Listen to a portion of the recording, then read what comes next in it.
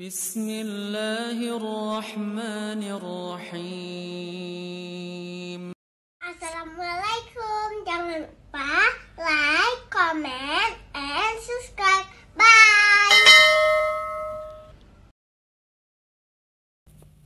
Assalamualaikum warahmatullahi wabarakatuh. Alhamdulillahi rabbil alamin. Wassalatu wassalamu ala ashrafil anbiya'i wal mursalin wa ala alihi wa ashabihi ajma'in. Raditu billahi rabba wa bil islami dina wa bi Muhammadin nabiyya wa rasulah. Bishrah li sadri wa yassir li amri wahlul 'uqdatam min lisani yafqahu qawli. Allahumma ij'al jam'ana hadza jam'an marhuma wa tafarruqana min ba'dihi tafarruqan ma'suma.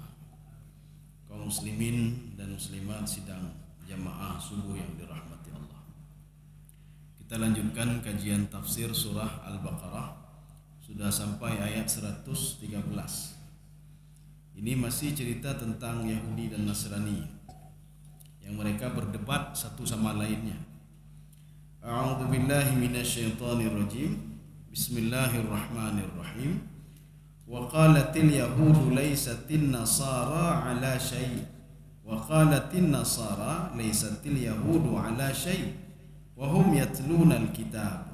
Kadzalika qala alladziina laa ya'lamuuna mithla qaulihim wallahu yahkumu bainahum yaumal qiyamati fima kanu fihi yakhtalifun.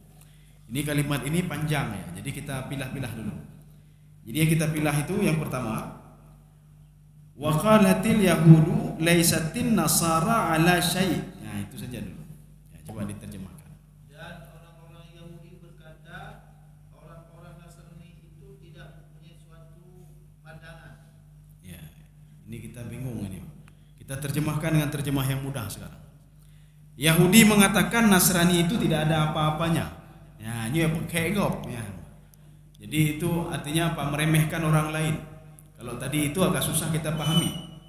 Yahudi mengatakan Nasrani tidak punya panjangan, ya, kan susah. Jadi bahasa yang paling mudahnya, Yahudi mengatakan Nasrani itu tidak ada apa-apanya itu. Ya, seperti kita mengatakan si fulan itu tidak ada apa-apanya dibandingkan saya. Si fulan itu tidak ada apa-apanya kalau dibandingkan harta saya dan lain sebagainya. Si fulan itu ilmunya tidak ada apa-apanya dibandingkan ilmu saya. Berarti kalau demikian tidak jauh beda dengan Yahudi dan Nasrani. Perlu kita ketahui, ini perdebatan antara Yahudi dan Nasrani. Ketika mereka itu, kalau di dalam tafsir Baitawi disebutkan falamma qadima Najran. Najran itu sebuah tempat dekat Yaman. Jadi Saudi Arabia, tapi dekat Yaman namanya Najran. Di situ mereka berkumpul waktu ada Rasulullah, datang Yahudi ke situ. Yahudi ngomong sama Rasulullah SAW. Ya Muhammad, itu Nasrani itu tidak ada apa-apanya. Ya. Kemudian datang Nasrani kepada Rasulullah SAW. Ya Muhammad, Yahudi itu tidak ada apa-apanya. Ya. Jadi dua-dua mengatakan kami paling hebat. Pada kesempatan lain mereka mengatakan yang masuk surga itu Yahudi dan Nasrani saja. Sehingga mereka mengatakan keturunan Nabi Ismail itu tidak masuk surga. Padahal perbedaannya kan cuma pada ibunya saja. Ayah mereka sama semua Nabi Ibrahim alaihissalam. Cuma Nabi Ibrahim punya istri kan dua istrinya. Walaupun dalam satu tafsir lagi ada satu orang istrinya lagi dari suku Kipti. Jadi istri Nabi Ibrahim itu kan Hajar. Kemudian istri satu lagi kan Sarah. Dari Hajar dan Sarah itu melahirkan keturunan yang berbeda. Dari Sarah itu melahirkan keturunan Bani Israel. Sedangkan dari Hajar itu lahir Ismail keturunan orang-orang Arab yang ngomong bahasa Arab. Sedangkan keturunan Nabi Isa alaihissalam tidak ngomong bahasa Arab. Itu saja perbedaannya. Ya, perbedaannya. Kemudian Hajar ini adalah budaknya Sarah yang sudah dimerdekakan untuk dinikahi oleh suaminya Ibrahim alaihissalam. Itu saja beda mereka. Dan Bani Israel itu lebih banyak menjadi nabi dan rasul dibandingkan keturunan Nabi Ismail alaihissalam. Tidak ada yang menjadi nabi dan rasul kecuali keturunan terakhir, yaitu Nabi Muhammad sallallahu alaihi wasallam. Jadi maksud keturunan terakhir bukan bukan habis itu tidak ada lagi, tidak. Artinya keturunan dari suku Quraisy. Lahir Nabi, setelah itu memang nggak ada Nabi lagi, Pak, kecuali Nabi Muhammad SAW. Tapi keturunan-keturunannya banyak ya, banyak keturunan Quraisy, tetapi tidak menjadi Nabi dan Rasul. Jadi kelompok Yahudi, ini berarti kita harus memahami Yahudi dan Nasrani itu satu keturunan Bani Israel. Yahudi Nasrani satu keturunan Bani Israel. Bani Israel itu satu ibu mereka. Siapa ibunya? Itulah Sarah. Jadi Sarah punya anak namanya Ishak. Ishak punya anak namanya Yakub. Yakub karena suka jalan-jalan malam, berpindah-pindah berdakwah kemari, akhirnya dipanggil Israel. Anak-anak Nabi Yakub itu ada 12 orang, dipanggil Bani Israel. Kenapa Bani? Bani itu anak. Anak-anaknya Israel, anak-anaknya Yakub maksudnya. Anak-anak Yakub. Kemudian keturunan-keturunannya lagi akhirnya dinamakan dengan Bani Israel. Bani Israel, keturunan Bani Israel. Akhirnya dari keturunan Bani Israel itu lahirlah dua kelompok dengan makna negatif, yaitu kelompok Yahudi dan kelompok Nasrani. Tidak semua Bani Israel itu Yahudi, tetapi Yahudi sudah jelas dari Bani Israel. Tidak semua Bani Israel itu Nasrani, tapi Nasrani sudah jelas itu Bani Israel nih, Mbak. Walaupun demikian mereka ribut satu sama lainnya. Yang berusaha membunuh Nabi Isa siapa? Yahudi. Padahal Yahudi dan Nasrani satu keturunan mereka, satu keturunan. Apa yang bisa kita pahami? Yahudi dan Nasrani saja mereka satu keturunan itu ribut satu sama lainnya, apalagi dengan keturunan Nabi Ismail alaihissalam yang mereka berbeda ibu. Kaum muslimin sedang jemaah yang dirahmati Allah. Sekarang kita tafsirkan.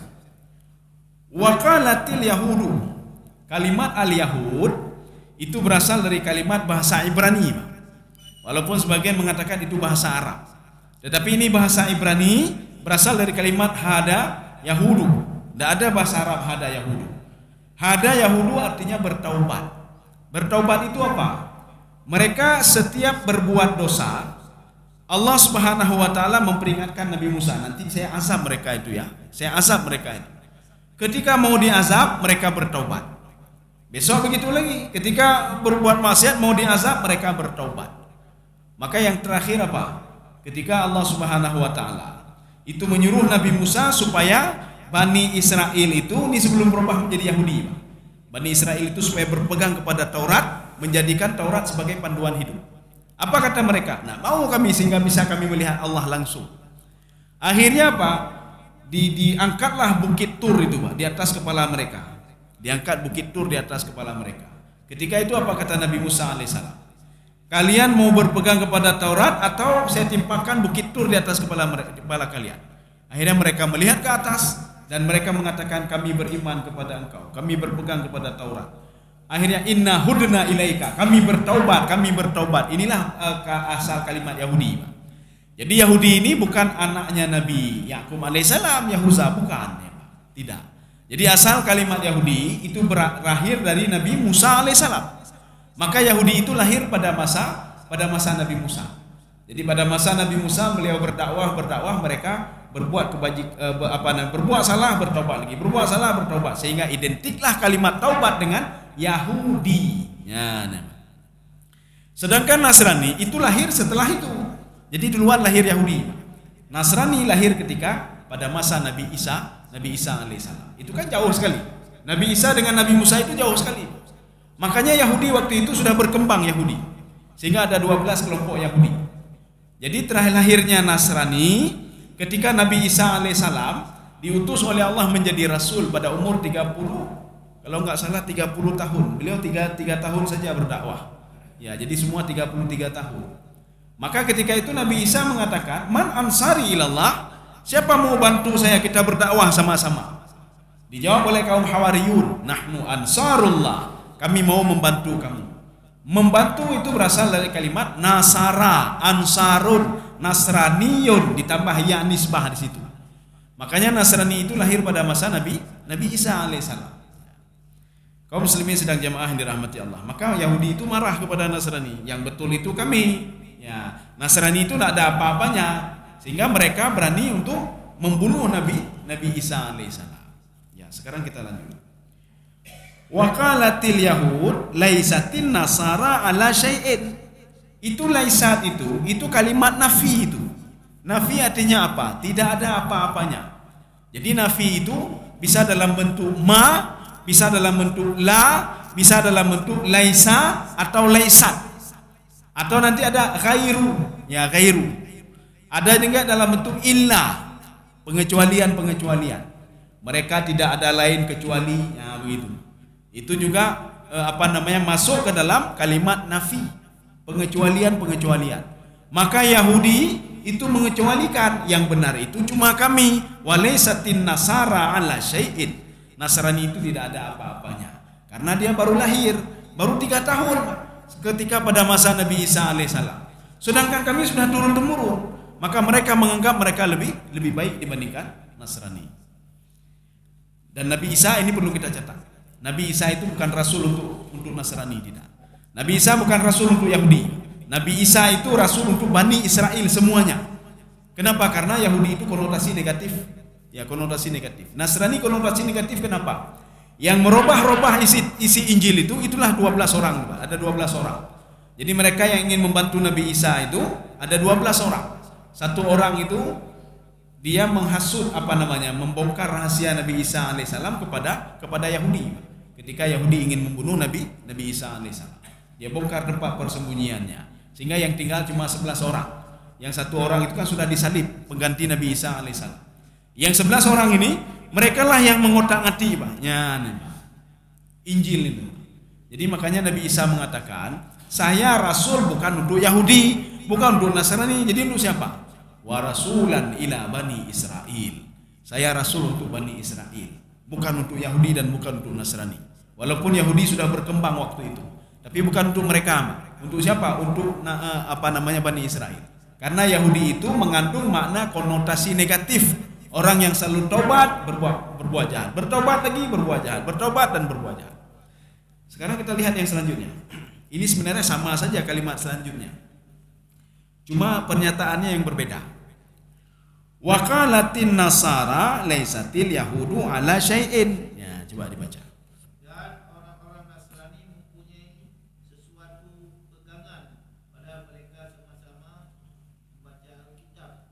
Ini juga kita pusing ini, Pak. Jadi jangan sampai membaca Alkitab dulu. Coba ulangi lagi sedikit ke belakang. Dan berkata Nasrani, ya. Dan orang-orang Nasrani berkata orang-orang Yahudi tidak mempunyai sesuatu. Sudah, tidak punya sesuatu. Pegangan. Ya. Ini kita kurang ini juga. Kita terjemahkan terjemahan yang paling mudah. Nasrani mengatakan Yahudi itu tidak ada apa-apanya. Ya, tapi kalau tadi Yahudi mengatakan Nasrani tidak ada apa-apanya, kami lebih unggul dibandingkan mereka. Dijawab oleh Nasrani, Yahudi itu tidak ada apa-apanya, kami itu lebih hebat daripada Yahudi. Yahudi suka membunuh, suka ini, suka itu dan lain sebagainya. Kami tidak. Jadi masing-masing mengklaim mereka yang terbaik. Ini seperti kita mengklaim yang ahlu sunnah ke kamu, yang ke ahlu sunnah. Kita tanya sama kelompok itu, so ahlu sunnah, ke kamu ahlu sunnah. Yang itu bukan. Tanya lagi sama kelompok lain, ahlu sunnah siapa? Itulah kami, sunnah kami lagi. Yang itu bukan, itu semua bukan itu. Yang ahlu sunnah itulah kami, Pak. Kita tanya lagi sama kelompok lain, yang benar siapa sebenarnya? Itulah kami, ikutilah kami, Pak. Ya. Makanya kenapa di dalam Al-Quran diungkapkan, kalau ingin jadi ahlu sunnah wal jamaah pegang Al-Quran dan hadis. Nyoba pegang ahlu sunnah wal jamaah, Quran tanpa bacaan. Quran tidak pernah dibaca, hadis tidak pernah dibaca. Bagaimana ahlu sunnah wal jamaah? Jadi artinya ahlu sunnah wal jamaah tidak jauh dari Al-Quran dan hadis. Apa yang diamalkan oleh para sahabat, ahlu sunnahnya Nabi Muhammad SAW. Sekarang kita lanjutnya. Ini berarti ada dua pernyataan yang berbeda. Yahudi mengklaim mereka yang benar, Nasrani mengklaim mereka yang benar. Wahum yatlunal kitab. Ya, ini poin yang ketiga. Coba dibaca. Padahal mereka sama-sama baca kitab. Ini waw ini kalau kita biasanya mendengar waw kasam, waw ataf, waw ma'iyah. Ini namanya waw haliyah namanya. Bagaimana haliyah? Haliyah itu keadaan. Keadaan bagaimana? Padahal mereka itu dua-dua, Yahudi dan Nasrani punya kitab. Yahudi dan Nasrani punya nabi, ya, Pak. Kok bisa berbeda pandangannya? Ya kan? Kita itu, ya sekarang kita bawa ke kita, Pak. Kita punya Al-Quran, tidak ada beda Quran kita satu sama lainnya, hanya beda ya Pak. Quran si A tidak beda, Quran si B tidak beda, semua tidak beda. Kenapa ribut ya Pak? Pegang garu katanya. Kenapa ribut? Si A mengatakan yang benar itu saya, si B mengatakan yang benar saya. Ibagahli si A, si pulan hana ilme. Ibagahli si B, si pulan yang hana ilme. Sekarang yang ada ilmu itu siapa sebenarnya? Ya, jadi begini. Kalau seandainya kita ini ada di dalam kitab Al-Fiqhu ala Madzahibil Arba'ah, fikih 4 mazhab, sudah disepakati oleh 4 mazhab. Sekarang kita lihat, yang enggak ada ilmu itu siapa sebenarnya? Tatkala imam, nanti akan saya bacakan isi kitabnya Pak. Kitab Al-Fiqhu ala Madzahibil Arba'ah. Kita melihat imam, dari pertama kita lihat imam itu sudah ada najis di bajunya. Najis di bajunya. Boleh enggak ikut imam itu? Tidak boleh. Jadi ini adalah dalam kitab Al-Fiqhu ala Madzahibil Arba'ah. Nanti ada 3 poin. Poin yang pertama, la yasihu al-iqtida'u bil imami al-muhdits. Ini dalam kitab Al-Fiqhu ala Madzahibil Arba'ah. Tidak boleh mengikuti imam yang berhadas. Kita sudah tahu di kakinya itu ada cicak pun, Pak. Enggak boleh ikut. Enggak boleh ikut. Jadi kita najis. Enggak boleh ikut. Kalau kita ikut, kita batal salat kita. Ya, sudah. Sekarang yang kedua, kalau diketahui najis itu di tengah-tengah ketika salat maghrib 3 rakaat. Waktu rakaat kedua kita tahu. Dicak lagi. Apa yang kita lakukan? Ya, Pak? Apakah ya cukaimu? Dicak. Atau bagaimana? Atau mengambil? Kita lanjut lagi. Idza wajada fi athna'is salati fa alaihi bin niyatil mufaraqah. Kalau seandainya kita melihat di tengah-tengah perjalanan, imam ada tai cicak lepas, netro cicak, Pak. Sengaja tro dia, Pak. Ya, Pak. Pada rakaat kedua ada, Pak. Maka makmum harus niat mufarakah. Itu bagi siapa? Bagi yang melihat. Bagi yang tidak melihat tidak ada masalah. Tidak ada masalah. Bagi yang melihat di belakang imam harus mufarakah. Mufarakah bagaimana? Niat terus farak. Nak boleh dia maju ke depan gantikan atau subhanallah. Nak boleh, Pak. Nyuruh anak ilmu aja, Pak. Nak boleh subhanallah. Subhanallah. Imam bertanya, "Putarlah dong di dia, Pak. Apa salah saya?" Subhanallah. Apa salah saya? Imam ada salah, Pak. Kan ada tai cicak tadi, Pak. Dan tak boleh maju ke samping imam. Subhanallah, Pak. Untuk menggantikan. Tak boleh, Pak. Tak boleh. Itu nak punya ilmu namanya. Ya, Pak. Tak boleh pakai liga benda, Pak. Yang boleh makmum maju ke depan kalau imamnya sudah batal. Kalau imam batal ketika rakaat kedua, batal wudunya, imam langsung menurunkan tangannya atau assalamualaikum, dia langsung balik dan menunjukkan kepada untuk maju ke depan. Ya, atau tidak perlu tunjuk, dia langsung masuk ke dalam kamar dan yang di belakang langsung maju ke depan. Maka yang di belakang imam paling enggak dia paham lah. Dia paham artinya kalau imam batal nanti tahu dia maju ke depan. Ya. Kemudian yang ketiga, idza wajada an-najasah ba'da faraghi asalah. Ketika ketemu najis itu waktu salam, Pak. Assalamualaikum. Assalamualaikum. Hai, najis lagi orang. Apa yang dilakukan makmum? Apakah ulang salatnya? Tidak. Fasahat salatuhu. Salatnya sah. Ya, nambah. Anak perlu ulang le. Yang ulang siapa? Imam yang harus ulang, Pak. Kita kasih tahu imam. Tadi waktu salam saya lihat ada tai cicak. Oh ya, imam ulang. Kami tidak ulang lagi, makmum tidak ulang lagi. Kenapa? Taunya di akhir. Kalau taunya di pertama sekali, kita tetap lanjutkan, salat kita batal. Kita tahu di tengah-tengah, di pertengahan kita tahu rakaat kedua ada tai cicak, ya, Pak. Kemudian setelah itu kita lanjut terus. Allah Akbar, Allah. Kita batal salatnya, Pak. Kita batal salatnya. Kalau tidak niat mufarakah. Tapi kalau pada terakhir kita tahunya setelah salam, ibri telingan, hai, pengen ulang tu mayang, pekon. Itu imam tadi ada tai cicak, tidak perlu ulang lagi, tidak perlu ulang lagi. Karena kita tahunya terakhir setelah ba'da faraghi salah sahat salatuhu, salatnya sah. Ya. Kaum muslimin sedang jamaah yang dirahmati Allah. Jadi bukan dengan subhanallah, subhanallah. Apa subhanallah? Minum hidup terputar, ya, Pak. Apa subhanallah? Apa salah saya? Ya. Jadi kita lanjut.